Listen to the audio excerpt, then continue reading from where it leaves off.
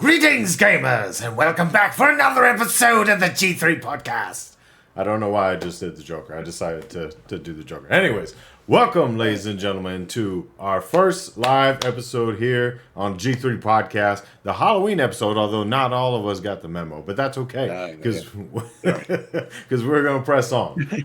So with that being said, you got the dynamic duo. First and foremost, it's none other than your boy. Why is it not playing? Motherfucker, why is it not playing? This is what happens when we do live shows. We're doing it live, ladies and gentlemen. And apparently it's acting like my voice mod is not running. I don't know why. That seems silly. Let's try this again. If it doesn't work, it doesn't work. We're going live. You know, it is what it is. No. All right. It is what it is. It's your boy, known as Ice on all things gaming and social media.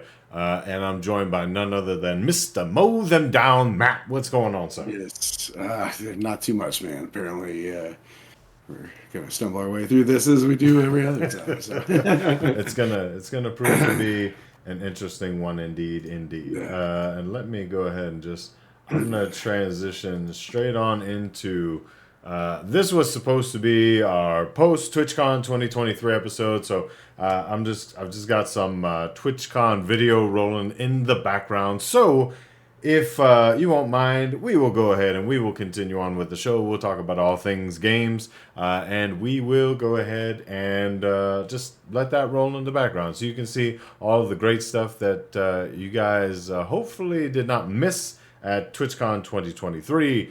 But alas, we're going to press on. So, that being said, all right, first story. Mr. MowThemDown. The PS5 is projected, and this is from CNBC, with an exclusive interview. PS5 is expected to sell more than 25 million units this year, according to PlayStation executives, and that was supposedly what their sales goal was for the year. So they did go ahead and previously pass the 20 million sold mark back around June or July timeframe. No doubt the sales, or the marketing rigmarole around Spider-Man 2 has gone ahead and helped push that beyond or towards their goal of what they had previously expected. And they, of course, decided to make note that Spider-Man 2 has sold more than 2.5 million copies in the first 24 hours, which is pretty good. They say it's the fastest-selling PlayStation game in its history, which is kind of wild. Well, to be clear, they annotated it as the first PlayStation Studios game to sell that much that quickly. And, of course, that's done by Marvel Spider-Man 2 is created by Insomniac, or developed by Insomniac, which was acquired, I want to say a year or two ago. So they are part of PlayStation's first-party studios. But we'll just tip the cap to them on that. What are your thoughts on this news, Mr. MowThemDown? Well, I mean, I'd say that's a pretty impressive figure, especially, I guess, with, still apparently supply chain issues and everything affecting sales. So,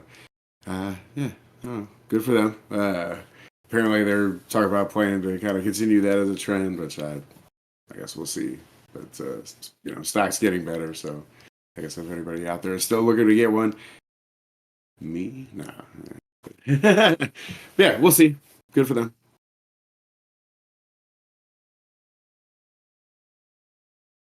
I lose you.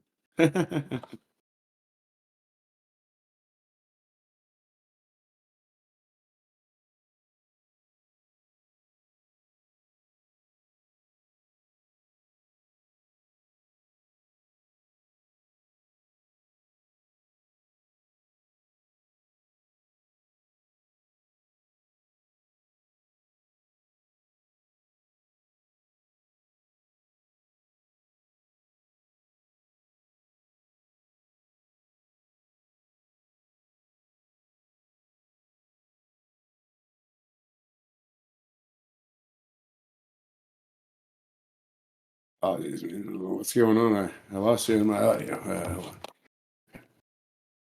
Oh, my apologies. I had myself muted. Again, Okay. all the All right. greatness of a live show come to fruition in I'm one like, man, sitting. what's going on here? All right. Wasn't Yes. me. Nevertheless, so apologies. Nevertheless, if you have not decided to get a PlayStation 5 yet, I'm not sure what will push you over the edge on Yeah, deciding me to make too. that purchase. So, moving right along, the next piece of news out of Push Square, which is known to be a PlayStation centric. I don't know why I'm still doing a British accent.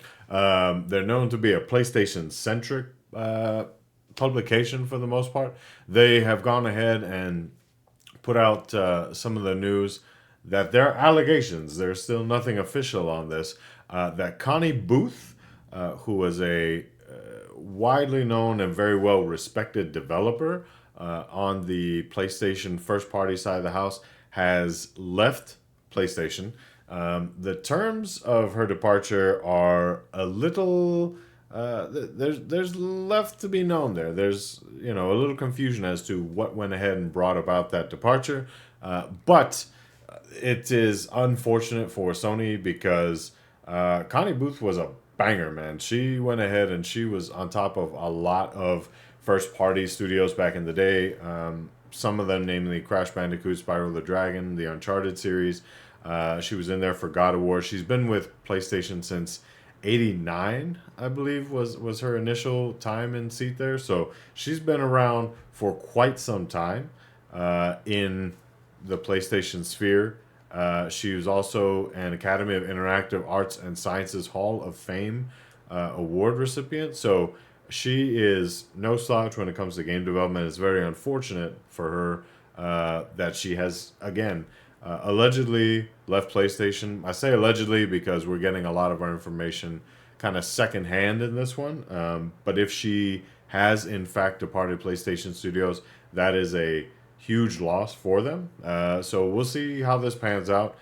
David Jaffe, the initial or the original God of War developer, went ahead and made some remarks about this on his own podcast, and he got pretty verbal. He got pretty verbal, to say the least. It was a little bit colorful, but he had nothing but great things to say about Connie Booth, and this is definitely a loss for PlayStation. So I don't suppose you have anything to add on that, Mr. MowThemDown. Uh, no, honestly, no. It's All right. like you said, it's kind of too early. So yeah, I mean that'll be a loss, but otherwise, Yep. Moving on to our next piece out of GameSpot. So there's even more word coming out now that leads us to believe that the next Nintendo Switch console will be essentially back compat with the current iteration of the hardware. So there was a quote that came out from one of Nintendo's execs, the CEO Shuntaro Furukawa. He said, quote, "Our goal is to minimize the dip you typically see in the last year of one cycle and the beginning of another." Continued, "I can't speak to the possible features of a new platform, but the Nintendo account is a strong basis for having that communication as we make the transition," end quote. So to me, and I wish that we had our third co-host here, Mr. Snipe 90, because I would love to get his opinions on this one. But as I understand it, I don't know why you would go ahead and you would say such a thing unless you were genuinely trying to hint that there was going to be a possible Switch 2 or something along those lines that in fact did go ahead and work favorably with the current iteration hardware. Do you have any thoughts on this one? I mean, no, I would think that that's definitely an objective of theirs at this point, and will likely be something that's going to continue to go forward. I don't think they're going anywhere other than kind of continuing to partner with Nvidia on the was it Tegra units or whatever they're called. So I would imagine just from you know hardware and game engine compatibility and everything like that will be much more stable. Um, yeah, it's Nintendo, so in terms of like the features of the console, they're usually trying to offer something that adds some kind of new functionality or whatever. Uh, I have no idea what that would be. So yeah, I got nothing for that. Yeah, I want to say so. It's interesting because there was rumor that Nintendo went ahead and they showed off the quote unquote Switch 2 at Gamescom earlier this year in Germany. It showed it to a couple developers. Um, it's unknown whether or not that was actually true, but I would imagine, if they are trying to push the envelope, one of those ways that they might do it, and one of the ways that a lot of industry types have kind of hinted that they may do it, is via cloud gaming. The Switch has gone ahead and experimented a couple times. Uh, um, we had games like Control. I want to say there was a Hitman game. There's been two or three that they've gone ahead and they've tried the cloud-based system of, you do a small install, but then you do the major load of the game being playable via streaming. And we've yet to see if that's actually gone ahead and been promising at all. I don't know if it's actually going to be promising in the future, but with Nvidia going ahead and making these big strides in AI and this, that, and the other, I mean, one could only hope that maybe, if not the cloud-based approach, that Nintendo could continue to develop the way they do, and Nvidia with some DLSS technology could somehow enhance the performance, the frames, if you will, via the AI composition of scenes. But we'll see. It's there's a lot of hints that Nintendo's going to go ahead and drop a new Switch next summer, or at least Yeah. the middle of next year. So hopefully we'll go ahead and see if that comes to fruition and what that looks like. Yeah. Uh, Sorry. you had more? Oh no, my bad. I just like I meant more like add some kind of a new feature set or something. So like Wii controllers, switches, the handheld portable, docking console, whatever. I didn't mean like just improving upon giving you better resolution and frame rate or whatever. But yes, I agree that yeah, getting DLSS implementation in there will be pretty vital. Right. We're seeing that on PC now, like with some of the newest games that are coming out that are basically just demanding that you have this. There's no real other options. So. This is true. Yep. So we got another piece here, another piece to talk about out of Dual Shockers. Again, this is kind of a known quantity when it comes to the PlayStation space. So they went ahead and identified. This is more of an opinion piece and not one that I diverge away from. I actually co-sign on this one, saying PlayStation could really use a gamer CEO like Phil Spencer. That's at least the title of the article, and you can imagine, kind of the points that they made there. They're looking for somebody, or they're advocating that PlayStation needs somebody that is more for the gamer. They're actually a gamer rather than a corporate entity. They're forward facing and can get out there and talk to the people. And I think anybody can undoubtedly say whether or not you agree with some of the business decisions that Microsoft and Xbox have made as of late, that Phil Spencer has been a pivotal figure when it comes to Xbox and rejuvenating that platform. So, would you agree or disagree with this, Matt, as we get ready to say goodbye to Jim Ryan come March of next year? Do you think that PlayStation could use a gamer friendly face like Phil Spencer on their side? I mean, maybe tying into other figures aside or whatever. Yes, I mean having a gamer CEO or whatever is at least in my mind got to be preferable. Similarly with I guess every other industry or whatever. Like if you're involved in a company that's delivering product or service to a consumer, client, customer, whatever. Yes, it's probably better for the end product, end result in most cases, as a generality, whatever, that you have some idea of what it is that you're actually dealing with. I think. It's my theory. Sticking Okay. to Okay. it. Uh, did In you have terms of more? like a friendly face, I don't know, the friendly face thing is whatever. I mean, if you just know how to make something sound good, and play the con game, that's whatever. But if it's more something like, no, like I actually play these things and I enjoy these, I have a passion for this too. I want to see, high quality stuff come out that's not going to be a live service gimmick to milk you for all your money. Because that is not what I, as a gamer, want gaming experience. But something tells me we're not going to get that. I don't know. We'll see. I mean, especially when it comes to PlayStation, you never know.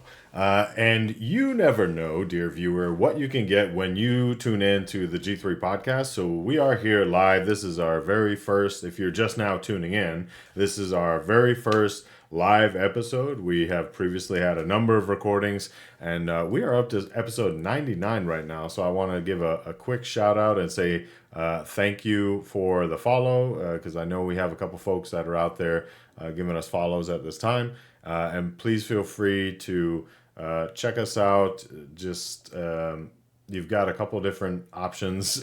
Check us out on Twitter, on Facebook, and you could also check out our Discord, as well as if you want to call into the show.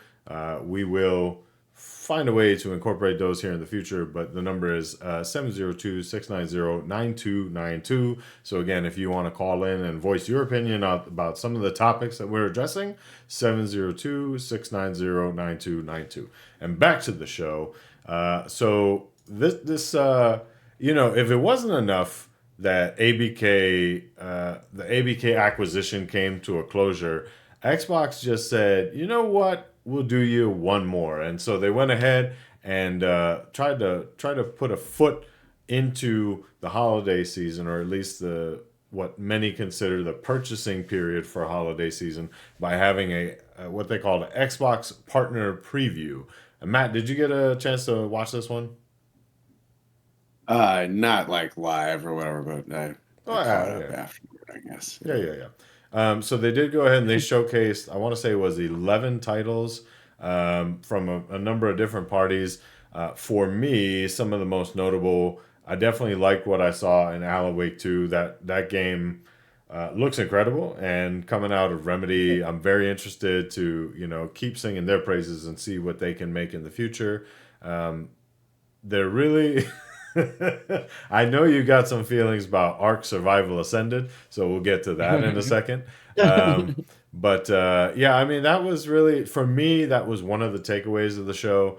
There was one or two other titles, but I'll just kind of keep an ear to the ground to see how those pan out, or because I think they weren't coming until sometime mid 2024. But yeah, what were your opinions about the partner preview when you got to go ahead and check in after the fact? I mean, honestly, I thought a lot of it was, rather appealing, I guess. I'm not sure how to feel about Snake Eater Delta or whatever they called it, or was it Metal Gear Solid Delta Snake Eater something, whatever, I don't know. Yep. Looks pretty. Somehow I worry that Konami's gonna mess it up without Kojima involved or whatever. Maybe that's just wrong of me to feel that way. But yeah, obviously the takeaway for me was gonna be Alan Wake 2. Also, I'm a Remedy fan, and yeah, it looks pretty awesome. I don't know if you saw DS breakdown on all the implementation of all the graphics and everything. But, hey, pretty nice.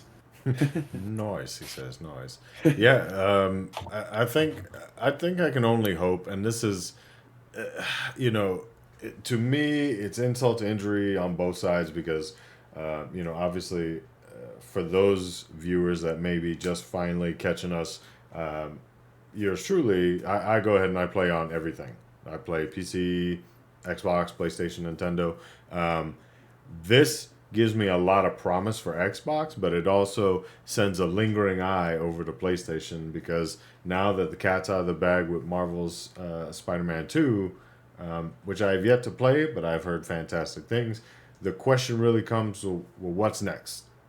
And there's no roadmap right now, and I think any PlayStation-centric podcast or any PlayStation fan would say the same thing. So it begs the question, what is next, Sony? What are you going to do? And Xbox is simply going ahead, and I think they're doing a good job of showcasing that, even if it's not their first party lineup, taking the opportunity to go ahead and buffer out their Game Pass. We got things coming down the pipe. Yeah, to show you what's coming down. And that Ark Survival Ascended, I mean, a little upset. Well, I mean, really, what is it? They took down the servers for Ark Survival Evolved, right? But Survival Ascended is still. Original, Yeah. but yes, yeah, this is going to take its place. Essentially, it's remaking UE5 now, and it does look nice. You know what I mean? And I was wrong or whatever. I'm hoping I was wrong. I saw somewhere else where they were talking about it. Does include the thus far released DLC. Something tells me they're gonna, make more for it now or whatever. But yeah, Right. I don't know. It's not a cool trend. I'm not digging this trend with the sequel is replacing the original. Like we're just phasing out the original or whatever. And now you got to buy the new one or get involved in the new one. Right. Yeah, That's no.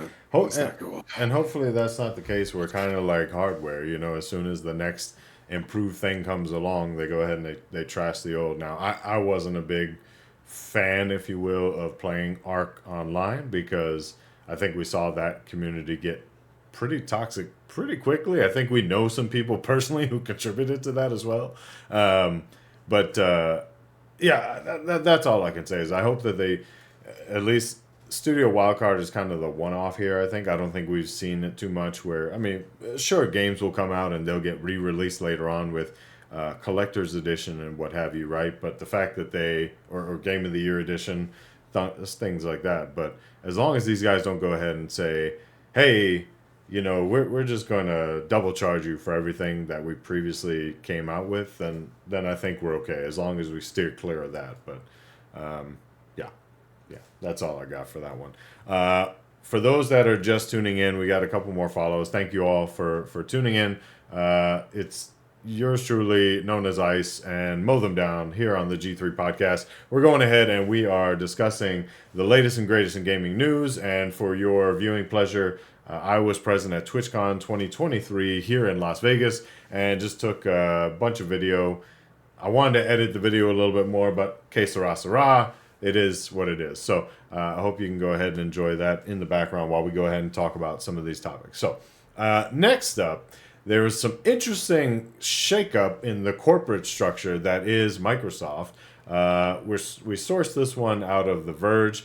But Mr. Mow Them Down, I think this was predominantly a story you wanted to really talk about. I have no problems going ahead and we can go at length about it. But please give us your take on this corporate restructuring within Microsoft and more precisely within Xbox.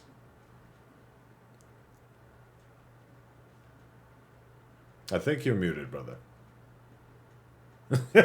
While he tries to figure out that only the best for live shows. Right. Yeah, that was great. I misclicked and buried the settings page. As one does.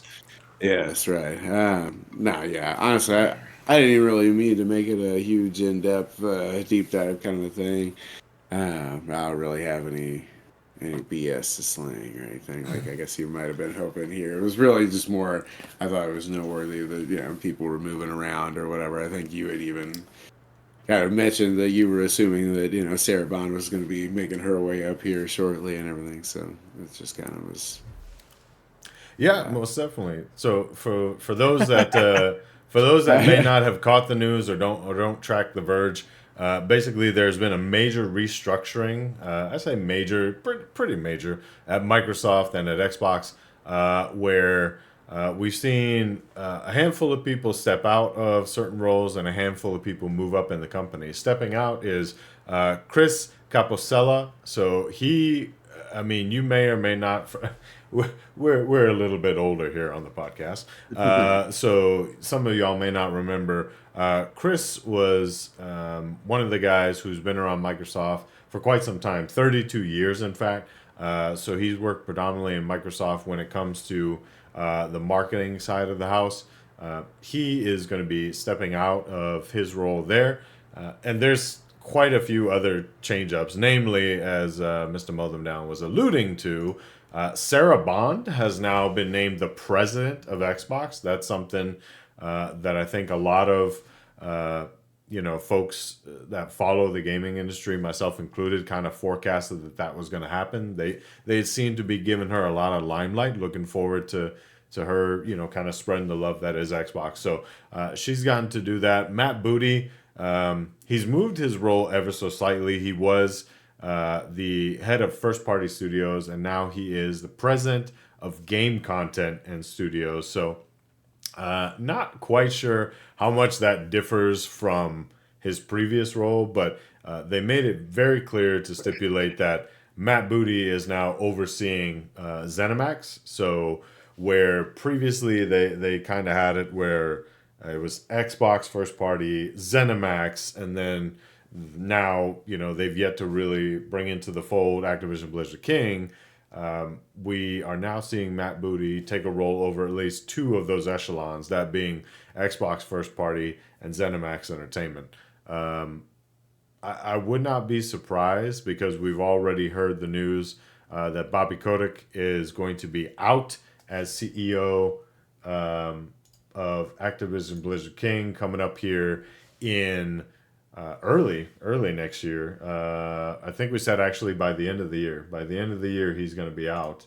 But if we have any hope, we'll see some good folks go ahead and step into that role. I've heard a couple of different names, but nevertheless, we'll see what happens. Did you have any more to say on this one, Mr. MowThemDown, or did I about cover your thoughts? I mean, other than get rid of Bobby quick with the quickness, but Yeah, no, yeah, it's very unfortunate that he's going to go, and I say that in the sense that he's going to go and basically get his golden parachute after all of um, the assaults of sexual misconduct and workplace sadly, harassment and all that stuff, that he doesn't necessarily, if all that actually happened, which presumably there was, because courts in California cited that it did in fact happen. Why he, as the head of that company, wasn't held accountable to some degree, I don't know. It's a little upsetting, but it is what it is, right? Um, yeah. all right, moving on into happier news. I think this is happier news. Uh, so after 10 years of since it was announced, and it was presumably announced after development was already underway, Star Citizen, the single player component of that game, being Squadron 42, is feature complete. So if you have ever tracked this, Cloud Imperium Games, they have gone ahead and for over 10 years now promised this game of Star Citizen, which, for all intents, I would say it's been described as basically Starfield on steroids mixed with a little Red Bull and throw some gin in just for good measure. Star Citizen has been very, very promoted and very pushed out there as the role playing game as it relates to spacefaring adventures and what have you. And over the years, they have hired on a lot of actors, big name actors and actresses, to go ahead and participate in the making of this game. They actually have a cast including Mark Hamill, Gary Oldman, Gillian Anderson. They've got Andy Serkis, Ben Mendelsohn. The names just keep going on. They spared no expense. So I don't know when this thing is actually going to be announced, but it's a little wild when we talk about the payoff of games and how much it costs to make games. This article that we're sourcing this from is IGN, and at the time of this writing, which was 5 days ago, Star Citizen, which mind you had started off as a Kickstarter, has raised over $616 million. So that begs the question of where's all this money going? Clearly, some of it's going to the voice acting, but when are we going to see this game actually come out? There's been rumor of ships in the game that you could purchase with real currency that cost upwards of hundreds, if not thousands of dollars. I'm interested because I haven't really been interested before, but now after learning more about this game and learning how much this thing costs to develop, I'm actually interested to see where this thing is going to go, and especially to get my hands on Squadron 42 and see if this is anything worth playing in the first place. Do you have any thoughts on that, Mo? I mean, you could play Star Citizen right now, and from what I've Yeah, heard, yeah, what it appears to be with Squadron 42 doesn't look like there's anything like really. It's just a narrative campaign to play through. So I mean, in terms of all the gameplay, you could go do all that right now. But yeah, I mean, it's look up some videos on YouTube or Twitch, and but it looks like it's kind of an incredible thing. I mean, yeah, it's taken a long time to come together, but they are devising something that is pretty impressive. You know, when you're looking at the technology and what they're delivering upon. I mean, it really is more like the experience you were hoping to achieve with Starfield or whatever, where it's the No Man's Sky thing, to fly anywhere, go anywhere. It's all seamless. Everything's gorgeous. It's interesting. You know what I mean? But yeah, it'll be I guess to be seen exactly what kind of content's going to be in there and all. Whatever the full game is actually going to be comprised of. I mean, they could continue to be developing this thing for another 20 years or whatever. Like, who knows? Like, I mean, people have been buying into this for so long now. Like, yeah, I don't know. Where does yeah. it stop? Where's it end? People are gonna keep shelling out money, and hey, just keep going. And Like yeah, shell out the money and what's Todd Howard has said, yeah. I mean, sometimes when I look back on it, it feels like we've just been making the same game for the past, 25 years or whatever it's been when he said it. And the guys, in Cloud Imperium or whatever it is, they're like, "Watch this. We're actually literally going to make the same." yeah. Cloud Yeah. Imperium Games said, "Hold my beer, Starfield." Yeah. Well, so we'll see. We'll see what the finished product actually looks like. But speaking of finished product, that brings us in towards the end of our show, and we usually end it off with a lovely little section we like to call Release Radar. So here we go ahead and we cover, I mean, for our regular listeners, they know fully well, we cover some of the latest, greatest games that have just come out and will be coming out here in the near future on all the platforms. And this list we have sourced from Game Informer. So let's see, where do we start? Where do we start? Where do we start? Let's go with. I mean, we didn't cover anything last week because of TwitchCon, but let's just say from this past week, what did we have?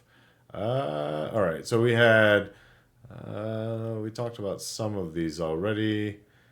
City Skylines 2 on PC, October 24th. Just Dance 2024 on PS5, Xbox Series consoles, and Switch, October 24th. Metal Gear Solid Master Collection Volume 1 on PS5, Xbox Series, Switch, and PC on the 24th. Lord of the Rings Return to Moria on PC, October 24th. I'm curious about that one. A little bit curious. Stray Souls on PS5, 4, Xbox Series, Xbox One, and PC, October 25th. Battle Cakes on PC, October 26th. That's got Matt's name written all over it. Dave the Diver on Switch, October 26th. Frog Detective, the entire mystery, not half, the entire mystery, guys. On PS5, for Xbox Series, Xbox One, and Switch, October 26th. Ghostbusters Rise of the Ghost Lord on PSVR 2 and Quest. That should be MetaQuest. I don't know. I'm going to guess that's all iterations because it doesn't specify. October 26th. Ghost Runner 2 on PS5, Xbox Series, and PC, October 26th. Minico's Night Market on PS5, 4, Xbox One, October 26th. World of Horror on PS5, PS4, Switch, October 26th. Alan Wake 2 came out yesterday on PS5, Xbox Series consoles, and PC. EA Sports UFC 5 is coming out, or it did come out yesterday on PS5, Xbox Series consoles. We got Resident Evil Village came out on iOS, or will be coming out on the 30th. Resident Evil Village Winter's Expansion on iOS, October 30th. Jusant is coming out on PS5 and Xbox Series consoles, as well as PC on Halloween, October 31st. The Forest Cathedral is coming out only on PS5, October 31st. We'll give you a little taste into November. We'll see what's cooking as we get ready for Thanksgiving here in North America. So, Alien Hominid Invasion. Why have I not been tracking this? This sounds like a runner-up after Alien Hominid HD back on the old 360. This one's coming out on Xbox Series, Xbox One, Switch, and PC November 1st. Song of Nunu, a League of Legends story on PS5, PS4, Xbox Series, Xbox One, Switch, and PC November 1st. Just about all the things. Blasphemous 2 on PS4 and Xbox One November 2nd. For the King 2 on PC November 2nd. Oh my goodness, we have so many titles. It's just banger after banger. Played Up is coming on PS5, Xbox Series, and Switch November 2nd. Power Wash Simulator on Quest. That's got Matt's name written all over it. On November 2nd. RoboCop Rogue City on... I saw a trailer for this one. That was part of the Xbox partner preview. Coming out on PS5, Xbox Series, Switch, and PC November 2nd. Oh my goodness. We have so... Let me just wrap up the November 2nd so we'll call it good. The list just keeps on going. Star Ocean, the second story R. I know people are looking forward to this. On PS5, 4, Switch, and PC November 2nd. The Smurfs 2, The Prisoner of the Green Stone. That's got Mr. Snipe 90's name all over it. On PS5, 4, Xbox Series, Xbox One, and Switch and PC. And the Talos Principle 2, PlayStation 5, Xbox Series, and PC November 2nd. Thirsty Suitors, you've probably seen something about this before. On PS5, Xbox Series, as well as PlayStation 4 and Xbox One, and Switch and PC November 2nd. And last but not least, Vampire the Masquerade Justice on PSVR 2 and Quest November 2nd. Holy crap. Sorry, one final one. WarioWare Move It on Switch November 3rd. So if you like them WarioWare games, it's right there for you. Come get it. So, that was a crap long list. Apologies that it took as long as it did. Mr. MowThemDown, what are you looking forward to playing off that? Releasing on November 30th. No, I'm just kidding. I mean, that was quite the list there. Honestly, that was almost too much. I don't even know like how many. Right? Yeah, I mean, the MGS collection I hear is just the games again. I've got them, so whatever. I don't have the originals. They're the first. Or whatever. I don't know. Maybe something to check out. Alloy 2, I will definitely get around to at some point. The Ghost Runner original one, I'm still need to get back to trying out or whatever. But the original looked cool, so I imagine the sequel would probably be fine. Beyond that, Alien Hominid Invasion, like if that is what that is, I made it to that to look at that, then yeah, we definitely gonna check that out. Otherwise, yeah. Honestly, the Rogue City RoboCop thing looked pretty cool. I was watching somebody play a demo of that. And it looked like it would be some stupid fun. I would probably wait for a sale on that, people. I'm sorry. But it's don't tell the people what they want to play, Mr. MowThemDown. My bad. And then Talos Principle 2, for sure. So, yeah, actually, pretty big list there. Checks. All right. Woo. Yeah, as for yourself, or myself rather, that was in fact quite the long list. I'm trying to think about... There's no other people than me. There's no people than me. They can't see me. I can't see them. Little red versus blue flashback for folks there. Jusant. I'm looking forward to playing that. I saw that at the Xbox Summer Showcase. The artist formerly known as E3. I thought that looked pretty good.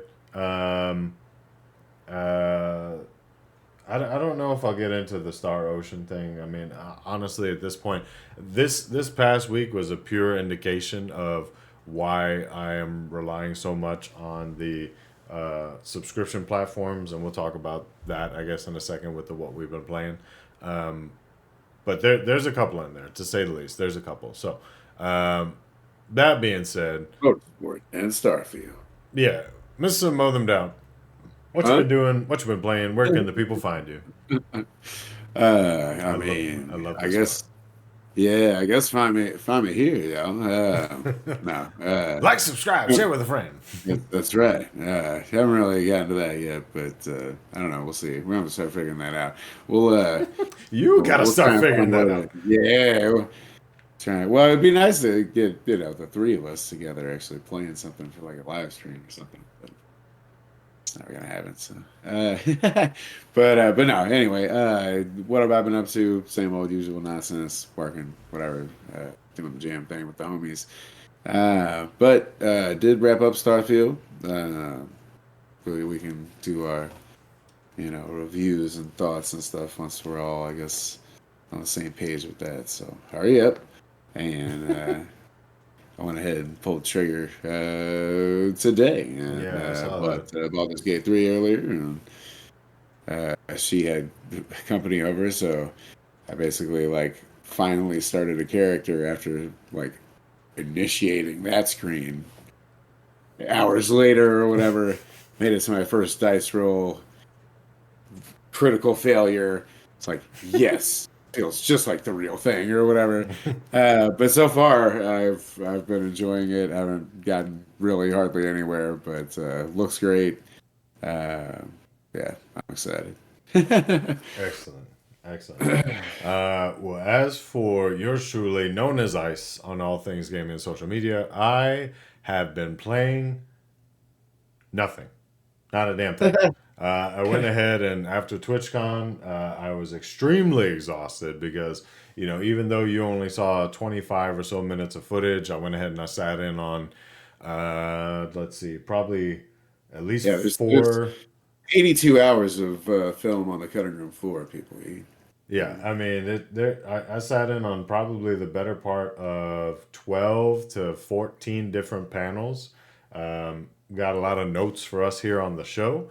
Um, we're taking advantage of some of it right now with the simulcasting or multicasting or whatever you want to call it onto Twitch and onto YouTube. So if you're new to the Mark show, said he's gonna start brewing some kind of weird beer. Uh, oh, let's not even get started on that. Listen, I don't want to hear about some Twitch no, streamers. let's not even get into it. Like you said, Yeah, that's. Oh my God! If you know, you know. yeah, yeah. Anywho, but Chat in yeah, the comments below or whatever. yeah, yeah. Yeah. I have unfortunately though, like I said, not been playing anything. I think maybe if I'm being honest, I might have just literally booted up Slay the Spire Yep. for just like 10 or 15 minutes. What are you gonna do when their next game comes out, or has that already come out? You gonna It has not come out do yet that I that am aware of, and back? we'll see. We'll see what happens. But it would help if I could beat Slay the Spire in the first place. But no, so all that with TwitchCon, the week was very, very busy with work. And then I'm also getting ready because a big chunk of next week, the wifey and I are going to go to Zion National Forest. So we're going to do some camping for a couple days out there. So yeah, that is kind of what it is. And I've opted about whether or not to bring the Switch with me. And I'm almost inclining not to because I mean, we're out in nature and everything. I want to take it all in, and we're talking about doing some stargazing hikes and everything. So it goes to show you, kids, you too can step away from the console. Go touch grass, as they like to say. Outside of that, yeah, that's pretty much all I got, folks. This was our first live episode, so apologies for the Thanks for joining. hiccups here and there. Thank you for joining us. Yeah, thank you for those couple folks out there that went ahead and give us a follow. We do appreciate it, and we hope to have bigger and better shows going on. We hope to bring in our third cast member here on the next episode, episode 100. I will tell you, we'll be in the November season or the month of November, getting into the fall season, and while a big chunk of this show, at least in the background, was dealing with TwitchCon and kind of showing what we had going on there, the next show is pretty much, and I say this, and I'm apprehensive because I don't know how much I'm going to get to do on the back end. But the next show should be live. We'll be broadcasting or making notice of that we're going live in advance, as well as you can expect. We're going to be talking our Game of the Year nominations. So that's going to kind of be the big focus on the show, and we'll get to that. So without further ado, once again, feel free to like, subscribe, share with a friend, check out our past episodes. If you find us on the webs, then you can see all of the places where we can be found, and to include our link tree that's got all of our stuff. Just look up Gaming's Greatest Generation and you'll find us. You can also call 702-690-9292 and you can phone in and we will try to get your recording onto the show. Feel free to, pitch in and give us your thoughts on what's going on with the latest and greatest in gaming news. And with that, just remember, folks, our usual sign off. Gaming's Greatest Generation is the one you guys are a part of. Much love. Thank you.